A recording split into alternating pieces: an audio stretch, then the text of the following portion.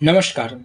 19वीं शताब्दी में एक ओर अंग्रेजी शासन को लेकर जन आक्रोश बढ़ रहा था, वहीं दूसरी ओर 21 अमेरिकी व्यापारी और 26 पारसी व्यापारी ईस्ट इंडिया कंपनी के साथ मिलकर चीन के रास्ते हांगकांग में अफीम की तस्करी कर रहे थे। इनमें दो भारत के प्रमुख पारसी व्यापारी थे, जमशेद जी जीजाभाई और रतन जी दादाभाई।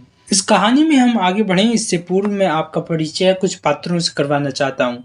सबसे पहले जमशेद जी जीजाभाई और जमशेद जी टाटा दो अलग परिवार हैं। जमशेद जी जीजाभाई स्वयं अफीम के व्यापार में लिप्त थे, जबकि जमशेद जी टाटा के चचेरे भाई रतन जी दादाभाई टाटा इस व्यापार में लिप्त थे और इन्हीं के पुत्र थे जे.आर.डी. टाटा। और जमशेद जी टाटा के भी खुद के दो पुत्र थे, दोराब जी टाटा और रतन जी टाटा। रतन जी टाटा ने आगे चलकर नवल टाटा को गोद लिया, जिनके पुत्र हैं रतन टाटा। वापस आते हैं अपने विषय पर। जमशेद जी जीजाभाई को सन 1842 में नाइटहुड के पुरस्कार से सम्मानित किया गया और 1857 में ईस्ट इंडिया कंपनी के प्रति की गई उनकी सेवा के लिए उन्हें बैरोनेटसी अवार्ड से सम्मानित किया गया।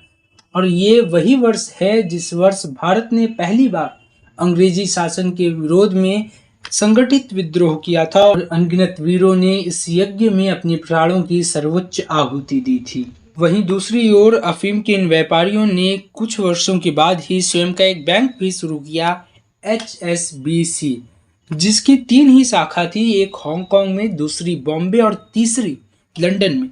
और आप समझ सकते हैं कि उन्होंने इन 3 स्थानों को ही क्यों चुना। और इस बैंक के कुछ दिनों की शुरुआत के बाद ही भारत में भी टाटा और अन्य पारसी परिवारों ने कई बैंक खोले, जैसे कि उदाहरण के लिए the bank of India. Tata और अन्य परिवारों के लिए अफीम का व्यापार आर्थिक दृष्टि से भले अच्छा था, लेकिन समाज में इनकी एक नकारात्मक छवि बना रहा था और इसीलिए इन लोगों ने उस कमाई के कुछ अंश से कई सारे स्कूल बनवाए, कई सारे विद्यालय चिकित्सालय बनवाए। इन लोगों ने विद्यालय और चिकित्सालय खुलवाने के अलावा कई सारे अखबार भी शुरू किए, कई समाचार पत्रिकाओं को दान भी किया। इतिहास से अब आते हैं वर्तमान समय में, चाहे वो CAA हो, चाहे किसान कानून हो, चाहे ट्रिपल तलाक हो, इन सब पे मुस्लिमों को भड़काने से लेकर शरजील इमाम जैसे लोगों को वेतन देने का काम करती है द वायर। द वायर का दूसरा सबसे बड़ा डोनर है टाटा।